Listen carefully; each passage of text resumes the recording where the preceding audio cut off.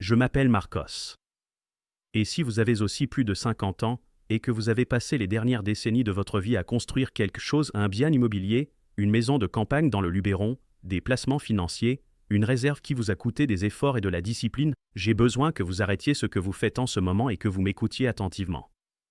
Parce que ce que je suis sur le point de partager avec vous est quelque chose que la plupart des conseillers en gestion de patrimoine ne vous diront jamais, quelque chose dont le secteur des assurances profite silencieusement de votre méconnaissance, et quelque chose que les véritablement riches de ce pays ont compris depuis longtemps, pendant qu'on nous apprenait au reste d'entre nous à simplement travailler dur, épargner, et faire confiance au système de retraite par répartition.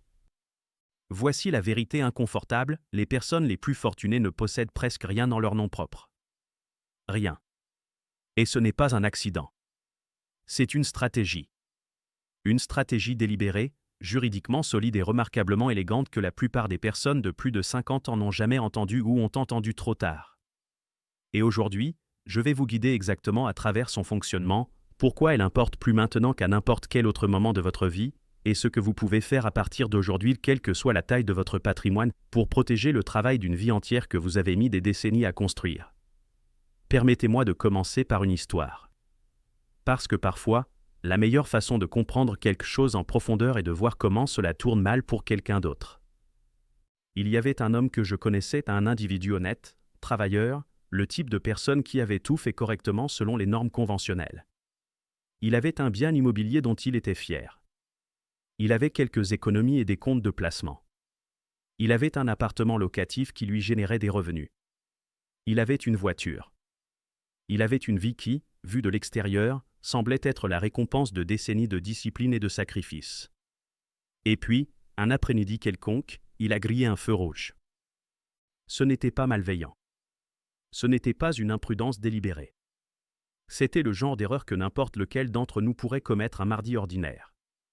Il était distrait, il conduisait des personnes qui lui étaient chères vers une destination qui aurait dû être joyeuse, et en un seul moment d'inattention, il s'est engagé dans une intersection et a percuté un autre véhicule. Des personnes ont été blessées. Certaines grièvement. Certaines, potentiellement, de façon permanente. Maintenant, c'est là où la plupart des gens diraient « c'est pour ça qu'on a une assurance ». Et ils auraient raison en partie. L'assurance est toujours votre première ligne de défense. Je vais le répéter parce que c'est important, l'assurance est toujours votre première ligne de défense. Vous devez en avoir une. Vous devez la prendre au sérieux. Mais voici ce que la publicité du secteur des assurances ne vous dit jamais, il y a un plafond à ce que toute police va payer. Et lorsque les dommages d'un accident grave dépassent ce plafond, les avocats représentant les blessés n'acceptent pas simplement la limite et ne s'en vont pas. Ils retournent leur attention vers vous. Vers ce que vous possédez. Vers votre nom dans les registres publics. Et voici la mathématique brutale de ce qui s'est passé pour cet homme. L'assurance a payé. Elle a fait ce pourquoi elle avait été conçue. Mais les dommages, les revenus perdus des personnes blessées, les frais médicaux, les soins à long terme, les indemnités pour douleurs et souffrances ont largement dépassé le plafond de la police. Et à ce moment-là, chaque avocat dans cette salle s'est regardé avec la même pensée, où d'autres pouvons-nous recouvrer. Ils ont effectué une recherche patrimoniale. Et ils ont tout trouvé. L'appartement parisien. Le bien locatif. Les comptes de placement. Chaque chose que cet homme avait passé sa vie d'adulte à construire était maintenant dans le collimateur d'un jugement judiciaire, parce que chaque chose qu'il possédait était enregistrée à son nom personnel. Il n'avait aucun filet de sécurité. Aucune barrière. Aucun mur entre sa responsabilité personnelle et ses biens personnels. Et ce qui a suivi a été le démantèlement d'une vie financière qui avait pris des décennies à construire. Maintenant, je veux que vous gardiez cela en tête un moment. Non pas parce que je veux vous faire peur, la peur n'est pas une stratégie, mais parce que je veux que vous ressentiez le poids total de ce que je vais vous expliquer ensuite. Parce que ce que je suis sur le point de décrire est exactement le contraire de cette histoire. C'est ce qui aurait dû être en place. Et c'est ce que les véritablement fortunés et les personnes avec un patrimoine réel, un héritage réel ont compris depuis longtemps. Les riches ne possèdent pas leurs actifs. Ils possèdent les structures qui possèdent leurs actifs. Et cette distinction, aussi simple qu'elle puisse paraître, change absolument tout. Parlons de la façon dont les avocats de la partie adverse fonctionnent réellement, parce que comprendre leur motivation vous donne la vision la plus claire possible de comment vous protéger. La plupart des avocats sérieux en dommages corporels travaillent aux honoraires de résultat, c'est-à-dire qu'ils ne sont payés que s'ils gagnent et parviennent effectivement à recouvrer. Pensez à ce que cela signifie de leur point de vue. Avant d'accepter n'importe quel dossier, peu importe la solidité du fonds, leur première question n'est pas « quelqu'un a-t-il mal agi ?» Leur première question est « y a-t-il quelque chose à recouvrer si nous gagnons ?» C'est pourquoi la toute première chose qu'un avocat de la partie demanderesse fait est d'effectuer ce qu'on appelle une recherche patrimoniale. Un balayage bancaire. Un balayage des comptes de courtage. Une recherche dans les registres fonciers. Tout cela est un registre public, et si votre nom apparaît de façon proéminente associé à des biens significatifs, vous devenez, dans leurs calculs, quelqu'un qui vaut la peine d'être poursuivi. Vous devenez quelqu'un contre qui il vaut la peine de passer les 2, 3, voire 4 prochaines années de litige parce qu'ils sont confiants qu'il y a un résultat financier de l'autre côté. Maintenant, inversez complètement ce calcul. Imaginez que cet avocat effectue une recherche patrimoniale sur vous et trouve presque rien à votre nom personnel. Peut-être un compte avec des fonds modestes. Peut-être un véhicule. Mais la maison de campagne en Provence que vous possédez, à l'intérieur d'une SCI? Les biens locatifs, chacun dans sa propre structure juridique? Le portefeuille de placement maintenu dans une structure fiduciaire? Soudainement, le calcul de cet avocat change de façon dramatique. Soudainement, l'accord avec l'assurance, le plafond de la police commence à sembler beaucoup plus attrayant pour lui. Les chances qu'il accepte ce que l'assurance couvre, plutôt que de vous traîner dans des années de contentieux, augmentent de façon exponentielle. Non pas parce que vous avez fait quelque chose de malhonnête. Non pas parce que vous avez caché quelque chose illégalement. Mais parce que vous avez compris que la confidentialité est en elle-même une forme de protection et que la transparence avec le grand public sur votre patrimoine net est une vulnérabilité, pas une vertu.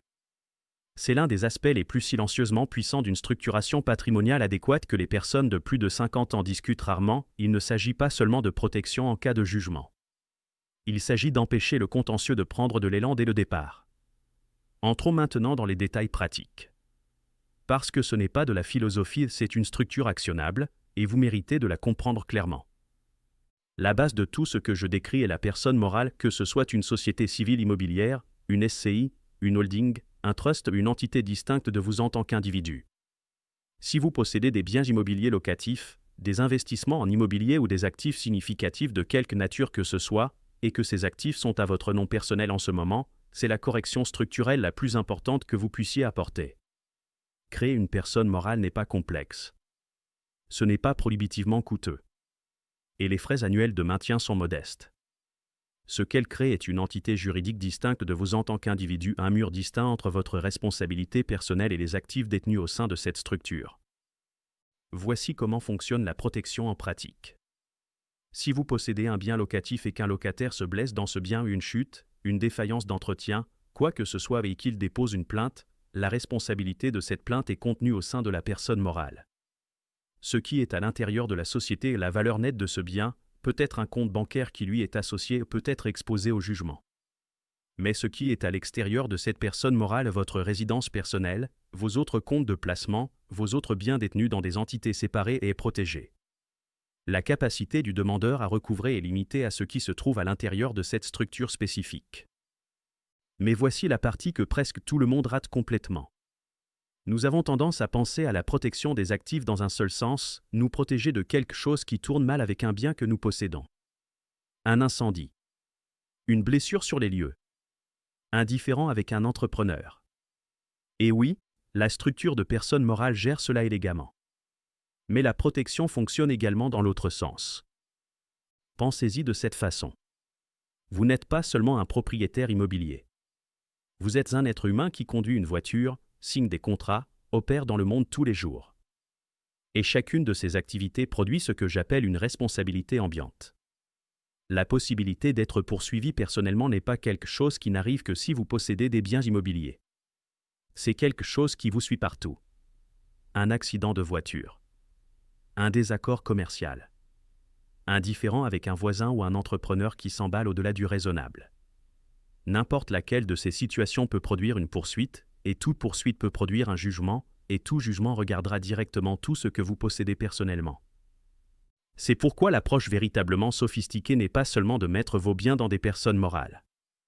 C'est de s'assurer que vous possédez personnellement le moins possible. que l'exposition liée à votre nom individuel soit minimale. Pour que même si quelqu'un vous poursuit avec succès en tant que personne physique, les actifs auxquels ils peuvent accéder soient limités parce que vos actifs précieux sont détenus par des entités que vous contrôlez, pas directement par vous. Votre SCI possède le bien immobilier. Vous possédez la SCI. C'est une distinction qui semble presque bureaucratique. Mais légalement, financièrement et pratiquement, elle change tout votre profil de vulnérabilité. Ceux d'entre nous qui avons vécu les réalités fiscales de la France, la lourdeur des impôts, la pression de l'ISF d'antan et aujourd'hui de l'IFI, les droits de succession qui peuvent dévorer une part considérable d'un patrimoine construit en une vie entière, les réformes successives du système de retraite par répartition qui ont érodé la confiance de toute une génération, nous comprenons mieux que quiconque que la richesse n'est pas un état permanent. C'est un territoire qui doit être constamment défendu. Ce n'est pas parce que vous avez réussi à construire un patrimoine substantiel malgré une fiscalité parmi les plus lourdes d'Europe que vous allez le laisser vulnérable à une seule action en justice mal structurée. Permettez-moi maintenant de répondre à quelque chose qui revient constamment, et je veux vous donner une réponse complètement honnête. Combien de biens doivent aller dans une seule personne morale? Devez-vous avoir une entité par bien? Devez-vous les regrouper? La réponse juridique et la réponse pratique tirent dans des directions légèrement différentes, et vous méritez d'entendre les deux. La réponse juridique est simple, l'isolation maximale signifie une protection maximale. Si chaque bien est dans sa propre personne morale, alors une réclamation contre un bien ne peut atteindre que les actifs à l'intérieur de cette société spécifique, pas le patrimoine dans aucun autre bien, pas la trésorerie dans aucune autre entité. C'est le scénario idéal du point de vue pur de la limitation de responsabilité. La réponse pratique reconnaît que chaque entité coûte de l'argent à établir, coûte de l'argent à maintenir, et nécessite sa propre comptabilité et administration. À un certain stade, particulièrement si vous commencez à constituer votre portefeuille, la charge administrative et financière des entités individuelles pour chaque actif peut devenir contre-productive. Donc ce que la plupart des gens font, et ce qui tend à avoir un sens raisonnable, c'est de commencer par des regroupements logiques. 2 ou 3 biens dans une SCI, lorsque le patrimoine net combiné de ces biens est modeste. Les séparer à mesure que les enjeux augmentent. Le point clé est celui-ci, tout ce qui est à l'intérieur d'une seule personne morale est potentiellement exposé ensemble. Si l'un de ces biens génère un jugement qui dépasse son patrimoine individuel, l'avocat pourrait être en mesure d'atteindre le patrimoine dans les autres biens détenus au sein de cette même entité. Comprenez ce principe clairement, prenez vos décisions de regroupement en conséquence, et vous trouverez un juste milieu sensé entre la perfection juridique et la praticabilité managériale. Je veux partager quelque chose de plus sur le pouvoir de cette structure que presque personne ne discute dans les conversations financières courtoises, ce qui arrive à quelqu'un qui n'a rien en ce moment. Si vous m'écoutez et vous pensez, Marcos, je ne suis pas riche. J'ai quelques dettes, je suis locataire, je n'ai pas d'actifs significatifs, je veux m'assurer que vous compreniez quelque chose que j'ai mis beaucoup de temps à apprécier pleinement. L'absence d'actifs aujourd'hui ne vous protège pas d'un jugement aujourd'hui. Voici pourquoi. Les jugements judiciaires durent de longues années. Et dans de nombreux cas, ils peuvent être renouvelés. Donc si quelqu'un obtient un jugement contre vous aujourd'hui pour un accident de voiture, pour un différend commercial, pour quoi que ce soit et que vous n'avez genuinement rien maintenant, ce jugement reste en attente. Comme un créancier qui ne s'en va jamais. Et au moment où vous commencerez à acquérir des actifs dans 5 ans, 8 ans d'un bien immobilier, un héritage, un contrat d'assurance vie qui a bien fructifié, ce jugement a le droit légal de les atteindre. Votre pouvoir de revenu futur est un actif. Votre capacité future à construire de la richesse est un actif. Un jugement ne capture pas seulement ce que vous avez aujourd'hui. Il se positionne pour capturer ce que vous allez construire demain. C'est pourquoi l'habitude de protéger chaque acquisition au moment où elle est acquise est si critique à établir maintenant, quelle que soit votre situation dans votre parcours financier. Le bon moment pour structurer les choses correctement était avant d'avoir des actifs significatifs. Le deuxième meilleur moment, c'est maintenant. Et cela m'amène à ce qui est peut-être l'erreur la plus courante et la plus coûteuse que je vois les gens commettre une fois qu'ils décident d'agir. Ils entendent tout ce que je viens de décrire. Ils ressentent l'urgence. Ils sortent et créent une personne morale. Ils paient les frais. Ils obtiennent la documentation. Ils ressentent un soulagement et une satisfaction. Et puis ils oublient de faire la seule chose qui rend tout cela réel. Ils oublient de transférer le titre de propriété. Créer une SCI n'est pas la même chose qu'avoir votre actif à l'intérieur d'une SCI. le bien n'est protégé par l'entité que lorsque la propriété légale de ce bien, le titre enregistré au service de publicité foncière reflète la société comme propriétaire, pas vous en tant qu'individu. Jusqu'à ce que ce transfert soit dûment enregistré, votre personne morale est essentiellement une coquille vide. Une maison de papier sans actif à l'intérieur. La protection qu'elle offre est théorique. Décorative. Le transfert de propriété doit avoir lieu. C'est une transaction juridique réelle. Elle doit être enregistrée. Elle doit être dûment documentée. Et lorsqu'elle est faite correctement, le registre public reflètera que le propriétaire de ce bien est la personne morale, pas une personne physique, mais une entité. Votre nom, à toute fin pratique et juridique, disparaît de la chaîne de propriété. Cette disparition n'est pas seulement une protection juridique. C'est la confidentialité. Et la confidentialité, pour ceux d'entre nous qui avons constitué un patrimoine significatif au cours d'une vie, n'est pas un luxe. C'est une caractéristique de sécurité fondamentale. Pensez à ce qui se passe lorsqu'une recherche patrimoniale trouve votre nom associé à 10 biens locatifs, un compte de courtage, un appartement sur la Côte d'Azur et plusieurs véhicules. Vous avez essentiellement remis à tout adversaire potentiel une carte détaillée de tout ce qui vaut la peine d'être poursuivi. Vous leur avez dit, avant qu'un seul argument juridique ne soit présenté, que la recherche d'un jugement contre vous vaut chaque heure et chaque euro qu'ils investissent dans l'effort. Maintenant, pensez à ce qui se passe lorsque cette même recherche patrimoniale trouve très peu à votre nom personnel. Peut-être un compte personnel modeste. Peut-être un véhicule enregistré à votre nom.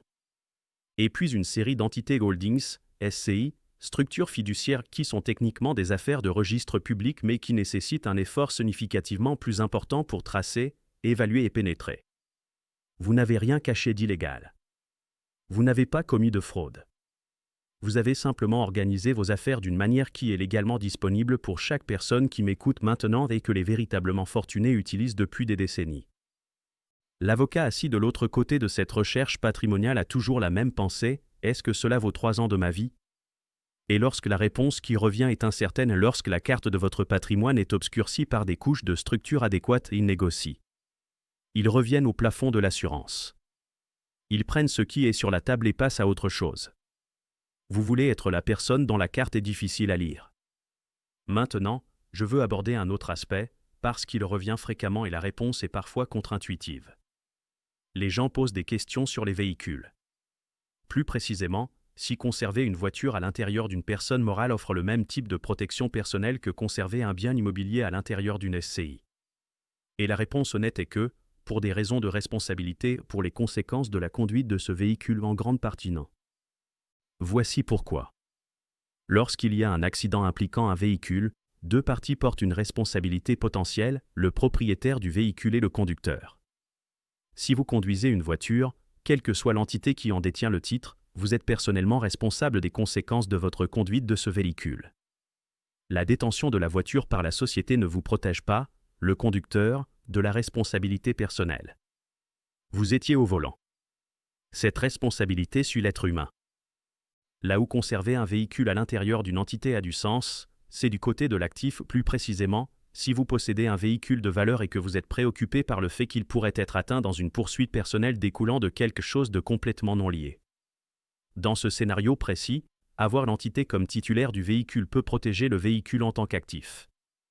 Mais ne commettez pas l'erreur de penser que cela vous protège d'être personnellement responsable d'un accident que vous causez en le conduisant. L'assurance couvre l'événement.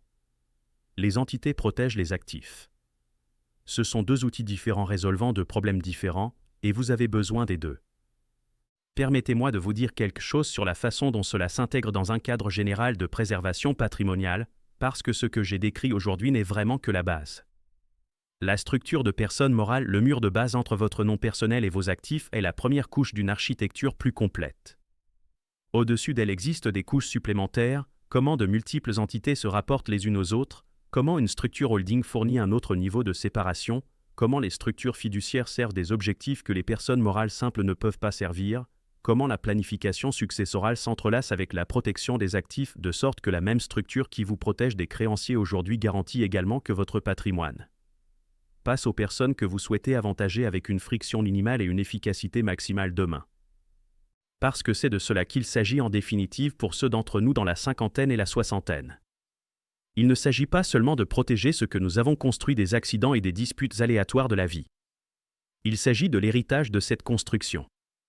De la reconnaissance que la richesse que nous avons accumulée n'est pas seulement un nombre, c'est le résultat comprimé de milliers d'heures, de décennies de discipline, de sacrifices que nous avons faits et que d'autres ont choisi de ne pas faire. Et elle mérite d'être protégée avec la même intentionnalité avec laquelle elle a été construite. Ceux d'entre nous qui ont navigué dans les réalités fiscales françaises l'IFI sur les patrimoines immobiliers importants, les droits de succession qui peuvent amputer lourdement ce qu'on transmet à ses proches, les réformes successives d'un système de retraite par répartition dont la viabilité à long terme est de plus en plus questionnée, sans oublier les périodes d'incertitude sur les marchés financiers, les soubresauts du CAC 40, les crises qui ont mis à l'épreuve même les portefeuilles. Mieux diversifier cette génération sait parfaitement que la richesse n'est pas un état acquis définitivement. C'est un territoire qui exige une vigilance constante. On ne construit pas un patrimoine en résistant à des décennies de pression fiscale et d'instabilité économique pour ensuite le laisser sans défense face à une seule action judiciaire mal structurée. L'une des erreurs les plus profondes que je vois chez les personnes de notre génération est la croyance qu'une fois le travail difficile accompli, une fois les actifs accumulés, le travail de les protéger est en quelque sorte automatique. Comme si l'univers honorait l'effort par la permanence. Il ne le fait pas. La richesse qui n'est pas structurée de façon adéquate est une richesse exposée.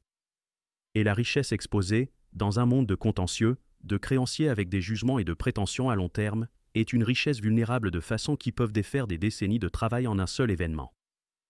Les riches comprennent que l'accumulation et la protection sont deux disciplines distinctes, et les deux nécessitent une attention délibérée et continue. Ils ne construisent pas une forteresse pour ensuite laisser la porte ouverte.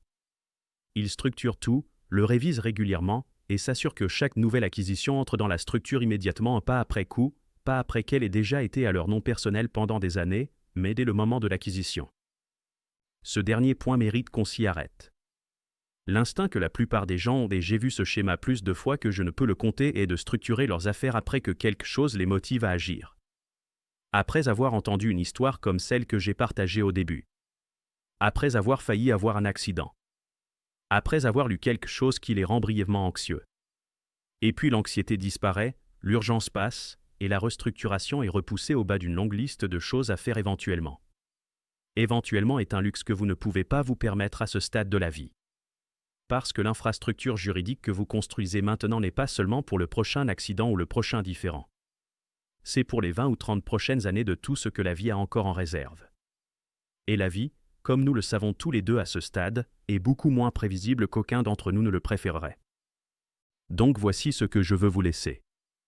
Pas un appel à la panique. Pas une liste de choses à craindre. Mais un cadre clair et actionnable pour les prochaines étapes que vous pouvez entreprendre. Votre première priorité est l'assurance ou une couverture adéquate, dûment évaluée, souscrite auprès de quelqu'un dont l'obligation est envers vous, pas envers l'assureur. Connaissez vos plafonds. Connaissez vos exclusions. Sachez où sont les lacunes. Votre deuxième priorité est la structure des entités. Si vous possédez des biens immobiliers locatifs, des investissements immobiliers que ce soit dans l'immobilier parisien, sur la Côte d'Azur, ou dans une belle propriété rurale et des participations dans des entreprises, des contrats d'assurance vie adossés à des actifs réels ou des actifs significatifs de quelque nature que ce soit, commencez le processus de création de la structure juridique appropriée. Une SCI, une holding, une structure fiduciaire selon la nature de vos actifs. Consultez un notaire ou un avocat spécialisé en droit patrimonial et en protection des actifs, pas un généraliste, pas quelqu'un dont la pratique principale est autre chose, mais quelqu'un qui fait ce travail tous les jours et comprend les nuances de la législation française. Votre troisième priorité, et sans doute l'étape mécanique la plus importante, est le transfert de propriété. Créez l'entité, puis transférez l'actif en son sein. Faites enregistrer ce transfert au service de publicité foncière. Confirmez-le. Ne laissez pas l'écart entre l'existence de la personne morale sur le papier et l'actif se trouvant réellement en son sein ouvert ne serait-ce qu'un jour de plus que nécessaire. Et votre quatrième priorité, votre pratique continue est de vous assurer que rien de ce que vous acquérez désormais ne reste à votre nom personnel. Pas un bien locatif. Pas une participation significative dans une entreprise. Pas un véhicule de valeur. Acquérez au sein de la structure. Toujours. À partir de ce moment-là. Ce n'est pas une philosophie radicale. Ce n'est pas une stratégie marginale. C'est exactement ce que les préservateurs sophistiqués de patrimoine font depuis des décennies, et ce qui reste accessible à chaque personne qui est prête à prendre le temps de le comprendre et de le mettre en œuvre correctement. Les personnes les plus fortunées que j'ai observées au cours de ma vie n'étaient pas toujours celles qui gagnaient le plus. C'étaient celles qui perdaient le moins.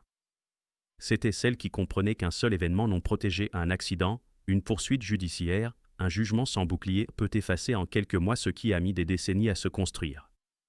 Et elles ont structuré leurs affaires en conséquence. Il est encore temps. Quel que soit votre âge, quelle que soit la taille actuelle de votre patrimoine, le prochain pas correct est disponible pour vous.